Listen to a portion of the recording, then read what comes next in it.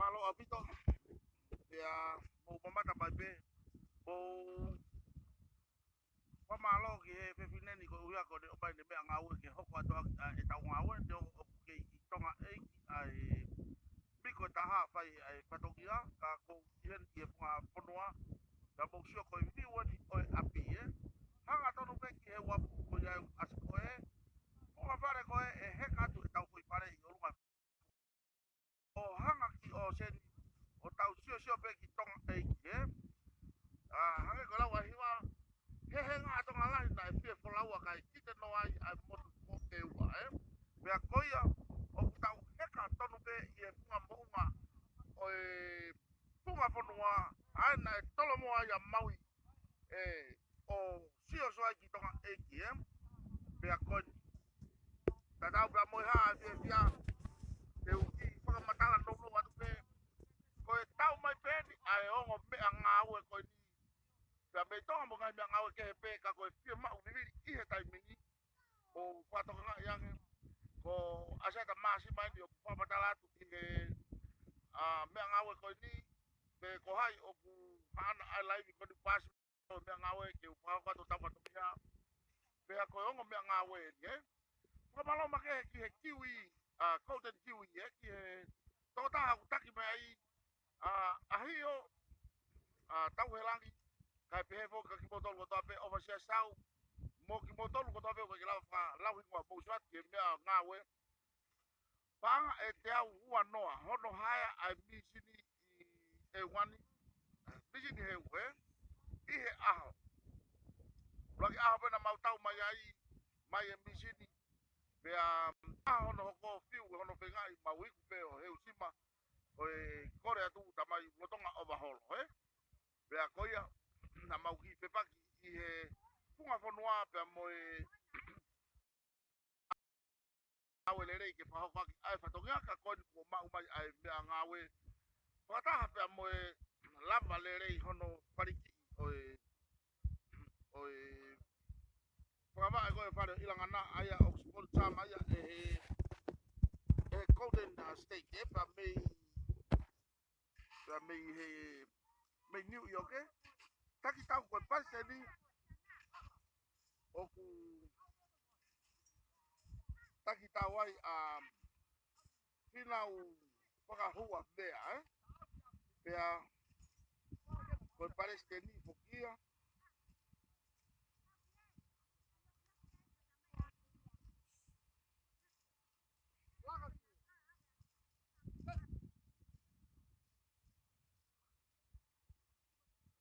Golden State of New York ko team members en te fala wa toni aya ko yongo eji tau tak tawai CF tapu pe ko sone tapu ya ku hana e kau taha wa mo ko ya ko tapu poultry kau taha mo ko ya ke mo wanga fato ngai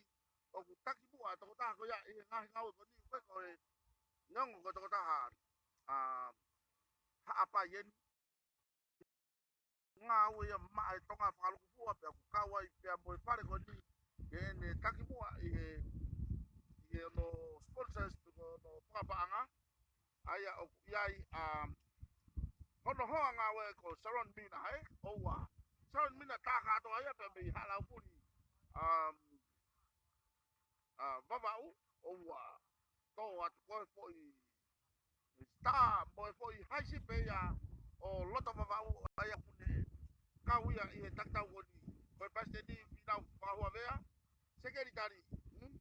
arieta etka mataere o wa ko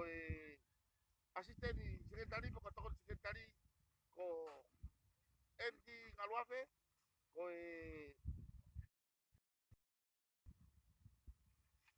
Potolina Fonua Owa si Toto ko dia lau ko tahine ko ni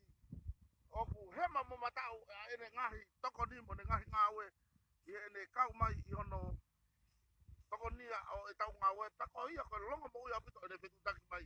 ia ki mau ngo biko pe malo ki lo ene tai fetu tak mai ka te au nga he ko kemra men pe mo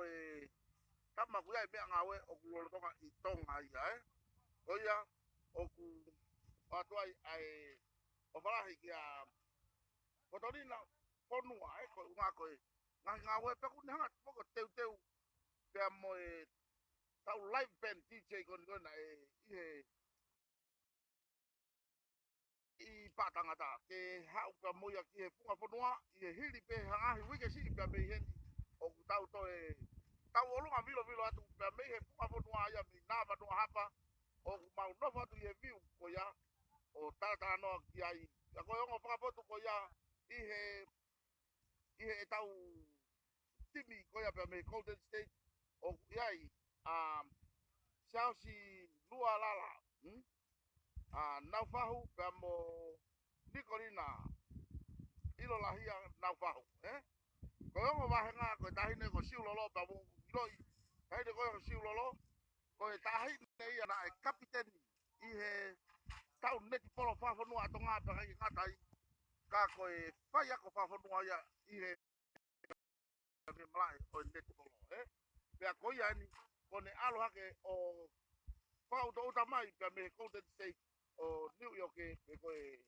me pa ko ya que ne taki tau pe me ia foi timi ko no sponsor ai pare ko ya o ilangana ka de mo me mai ka pa si ko ilangana si tangu tu pe mo no tenga tau batala ilo se England ta lo tu pe ta lo ni mataha okay pase di mataha okay pase di mataha ilangana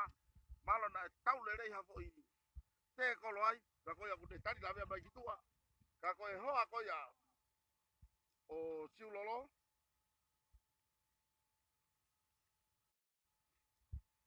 ho ba nga siu lolo ka hine ko ya ko le seri vi tapa ba pe a ko ya fa malo ma ke he atu ka te ki botolu ko ya ko ngawe ko kai mi ko fa professional e ngawe o mai foi fu vai ko le volo ya ai fare kai ta he ke a ilangana I loto fare o mai ko ya ai le volo ya kila to arpe ke kita lo pete ko ngake lava fa ma wa ko no mai e ko sko fa ma sino ilangana ha yo ko to lava ia pure ia hene lu ta ka yolo ulai be fa ma sino mari ila kai ta tau pe mo ha ta fia I hele ko ya ayongo bisini fa to was na fa ko pe ki ko si pe kane ma ko pe kane ko palo pe ua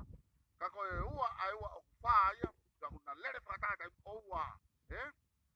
ko me ma nga ko mau ai me nga we pe unga o tau I he tai pito tonu ke fa nga we ke nga tai ya mo nga me nga we la ya pito na o mau fa malo make he ai I he golden kiwi I he na u me ofa mai ai me nga we ko ni ke fa nga we ko pare ko ni na fai fo fa ka ko wike ua o se wike ta ma fa ko u lori o fonwani ke o mai hamaka mo ka ke fi ha ta ko nga ko ma sio ko vi we ko hanga ki toka ko vi he henge u lori he ha ma fa ko pe a ko ni ko lava le rei ai nga we o hokore vaya pe a ma fa ma lo la make he ko ya ko lava a nga we ko ya ka ke o ku mau ihan I he funga fonwa ke o atu hanga tonu a tala no ko ya I he nga we to ko ni ko lo pa hoko o ku I ke lava o tu bua a fa malo ka botol ka sponsor ko mata tonu mai pe I he nga we o ku pa hoko iyo ya ko ya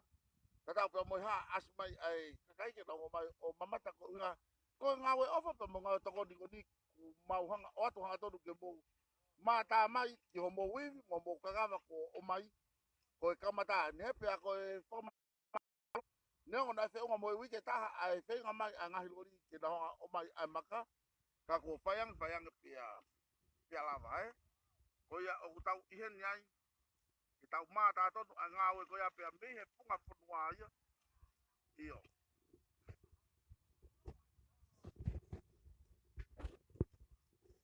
tau lolo tonga i he punga punwa i he tai min i he api o ki tangata ki ko ya ko ilangana kune teunga tau o plau ke teunga ki kare ke teunga Amerika he ko toko di sponsor Amerika kake o svete na ke paya kono tu paya be sana no tu teunga i pe tonga sana ke teunga o matala i lo se pe me England ya ko kake ko malo make he tu kate ki motor ya ko mata to no mai so malo mo mata to no mai ai fatogia kon lava ki whakahoko atu pea mei a ko mea ko bosio mai ke ki pare ko kon i lalo i whakawai ko toi ngai ai ki pare na no fai ai tangata e ki ahoni o hange ko lau o kamata ke tau hanga to ai topu vai o nofo pare pea mo nofo whaka ana wa pea me toko tahani ka tau ai su o ofa mo oni ya moyala o toko ni ke toko ta ko ni ya hange ko lau mabe ni pe aho tau hanga tuange toko ta ni hange ko lau ko ai toka mo ui ko ke kui ko ha holo to pe ko he kui e ki te a pe mu a hange ia ko whaka matala ki e motu ani ko ha holo to pe he toko ta ni te heka pe mu haki pare hange ko ngahi pare whaka ofa ko ni o ku si fo tu ai kai to lahi o fo noa pe ko ahon sio mata tangata ki he nga we ko lo fa o ko ato he fa malo make ki he kai nga funga fo noa si na me ama yo fi ka nga ka pata mo si fa na we la pe fo e ku ka nga we ko fa na he mahino pe o ku na muy pata mai neo ai kai ki yai ha are apa we ko nga ko to pe pa ki hano ki ko ni mo ki seri na we mo no ki are apa ka o ku mahino apito i he taimini o ku i kai ke nau tau mua ki nau tolo hange pe ko whakau kau ki e mea ko ia o ku nau mua ke mau laki tokanga ki e masiva mo o vai ai hange ko lau o laki o vai mo toko ni ai masiva pea toki whai ai whakau kau ka neo o ku i kai tuku hai pau pe ke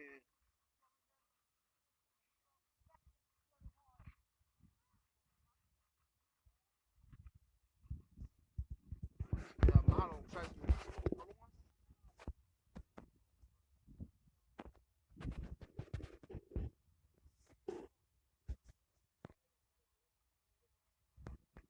ko to be ai ka ha ko hanga whakatonga i he ngā weni vai a pouri moni au vito o no sound tahine habe aku be fatam te sound ni ya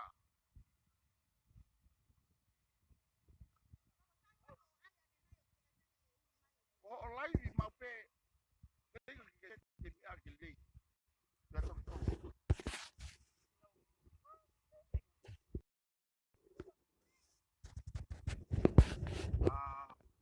ko malo make ko ya ko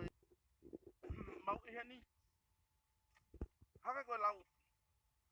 ko hai hata ha e mau i hono tai ki ha o fa hanga o pe ki mau ha de mo ui ke mau ha se ni ko e to ta o fa mo ni be o ku de i hani ke fa ho ha fa nga o pe pa ko fa malo make hai i he ta ho e ku fa na o no ba ko ko to pe la ko fa na pe ko e anga e ko mo ui ko e anga e ko nga o o tu ka ba na ko nga o pa o ku ka ke fu kau a pe ni ko nga o pa nga pe o ka ko tu ko he tai mini imagino que ta ko to pe ko e ala ai ta ko to pe ke to ko mai masiva o ku le fie to ko ni ka ku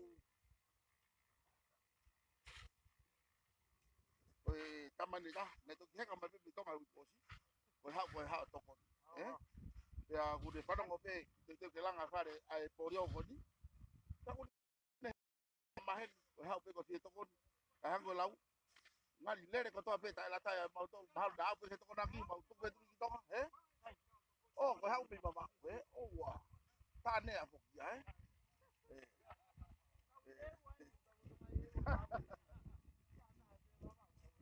mari yo me tuli ki ko ya isi ko ni foi te un allo se o wa ngana nga e pare os pata fok tau ki baba ka tu ya ba kai nga mana tau lama ka tak bo boanga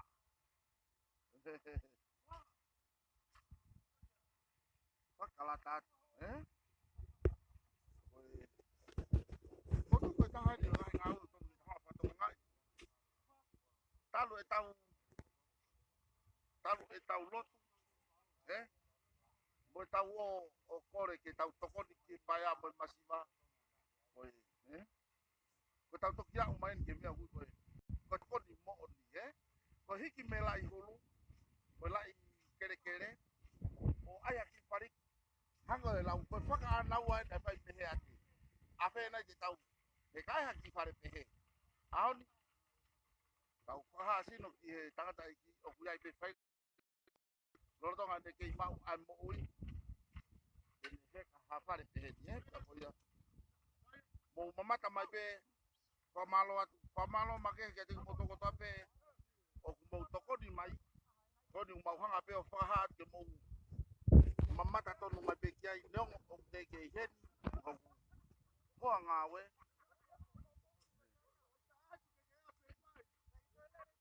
O atu kakato mau lava pe o mau haki mea ngau feo ki o atu ai ai tau whakamatala ko i pota tau ngawe ai ata ki tu ai tau whai patongi ape mo ngahi kakawa mo luku mo pen mai ke whai ake tau ngawe pa ko ia o whahoko ko ni hange ko lau ane afi ko whanongo ke whare area pea moi ahoni e nau tala ku holafa ai tau tunga whaka ekonomika alu me paanga ka ko tau polo kalama ko ni ko ovan he lau kilu ai paanga ko tau whahu mai meihe ngahi whanua i muri mo tua bureanga ke whakapaanga ko tau whanua i ngai toko ni ofa o ku omi i he taimi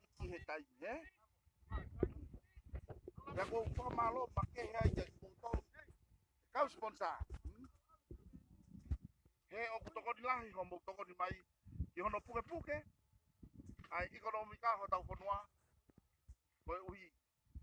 ko tunga ko ni dong ai holo whakamamani lahi ai tunga whastistika ko ia o e tunga whakapanga i mamani ke i kau whaki i peho tau whanua i tongani o ku o watu he lau kilu ai paanga o ku mouhanga omi ke tokoni ke tau ngawe taipita tau pe kapa e mateatu o si lou ko o mai mea lou e maka ui tapate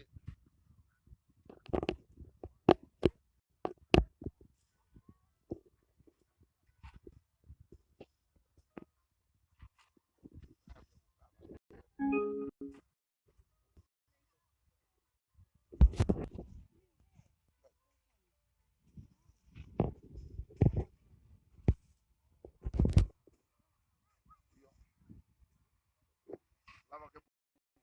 mamat mai o pape tau hao mo i foi maka telefoni ai kau mamata me he tapa aki ke lava ke hoko atu pe ho mo mamata mai mahalo pe tau fotu pe ni ki ahoni lere pili ki apong ko wika au kakato pare te o takanda iki ke huki ai ko e ha pa betaha ngawe ko lava ke fa hoko pamalo atu ko uhi ko kolo apa mo nau na buhanga omi o si kakato mai pe o pek o tuku pe he ko ga ko lere pe ko ya na to maha uha kai si mo si ta na iki mo ki family tu ko yai maulama fai ngari e babe tape o ngawe ke fai ya fai aki a loto kakato tenga malo ita tau mani ko nga o fa ke fai aki basta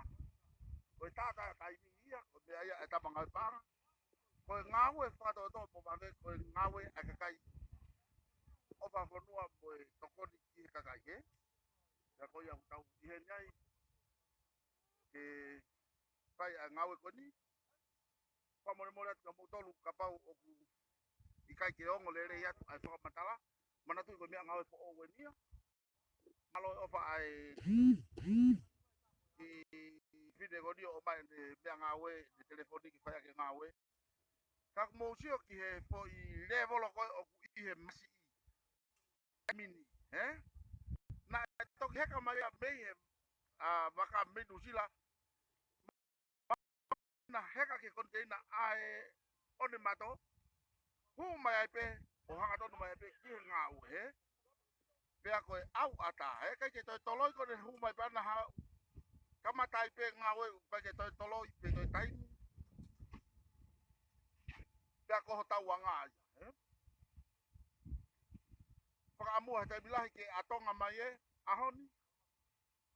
kama ta ke tokoni mai me ngau to va veang ko pong pong e hai bo ngai me ngau ke he pa o fa pito hange ko me fa da fao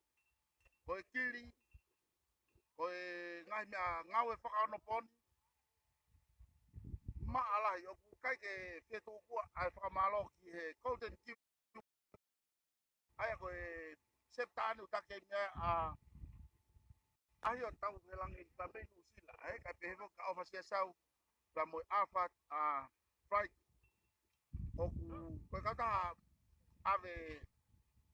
container fo ki pa me nu sila pa potongani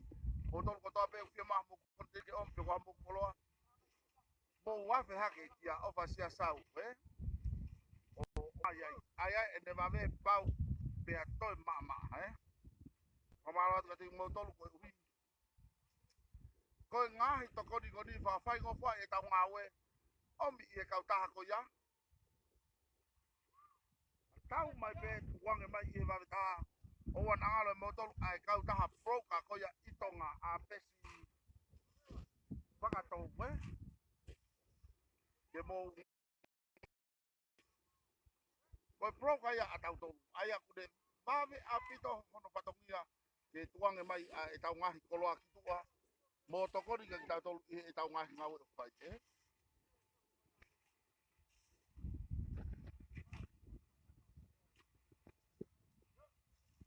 ka e ui e tahine hana mea ngawe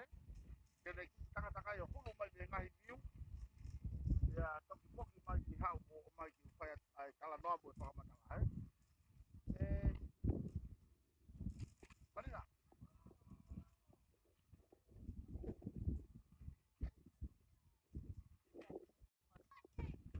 koe ore ma ore belu so ke kau tangata koni ne toki unu hipe me ona ngahi eria takitaha mo ngahi ngawe anga takitaha na na ukiai o mai o gana ngahi mala e takitaha pe i he tawhaki ko ya oe langa pea o mai o koe me ai a koe o kui fua e tau ngawe o whamu ngau toko o ku ikai ke be ia ko mātua ko kaure ka o kwa ngawe ika nau hau pe nau tolu i honau malae mo nau eria o nau paki mai pe tau ko ngawe ke fai ko ngawe ke whakatoko ko taimi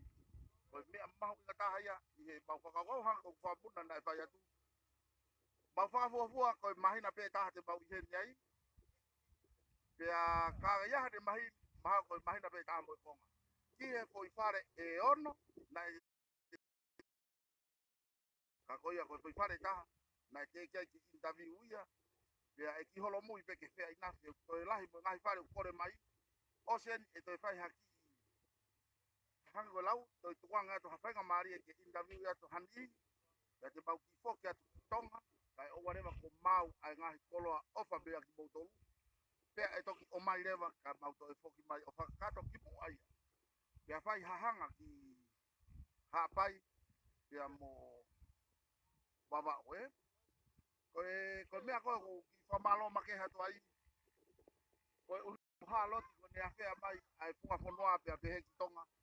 Ke tau toko ni ai. Koe lere ko ni ko lere pe i he waa toko ni ko ia a haloti. Ke koe matangi ko ia na toki o si. Koe whaka eke eke ko ni wha eke eke mei ai. Ya kono toki la wani hono peni peni o whangi koloa. Ke o mai o whakahoko atu aki. Pea e hoko atu pe. Kai o warewa ko toka maari e. Ai si ni. O ku ihe takere o masiwa. Hepa koe mea fua ko mangua aki. Koe ngahi api o ku whariki kere kere pe hona wapi pa nau si no foai. Toi fu whaka o whangu nofo te niki. Te ke lava ke nau mahiki me tunga koe aki olunga. O ku mau whaka kau kau arewa hono tokonia ki nau tolu. Pea koia koe tahani o ngahi whare he. Kawa e atu mo ngahi whare. Ka. O ku toi mo foi whare tahu lo tonga whae putu ai nei tolu ke. Whariki mo ia i he ahoni. Ka koe hui e ki mohe tolo he ku whae ai putu he ahoni. Mo e putu apongi pongi. Mahalo ko lere putu ia i he koloko ia. Kai oreo ke whainga maari e kai toki hoko atu a ngā oe kia ke. Malo e takatai atu ai whewhine kemura, ka mo kemura o de toi hulu ke giovea ke mousio. Ki mua bato ko mai kau ki mana vai. Malo.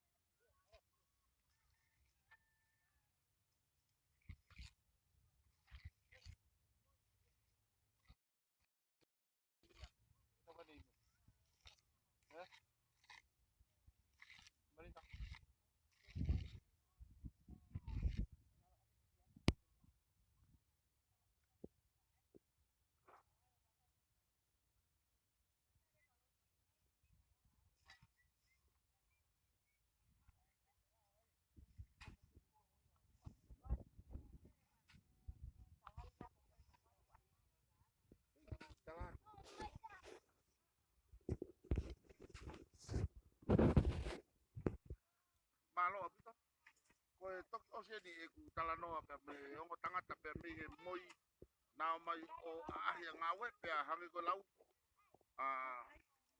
E toki pai e tā ke hoa ngawe ki tonga ke whakakato mai. Hangi na e iai foki ai ki hangi koe lau na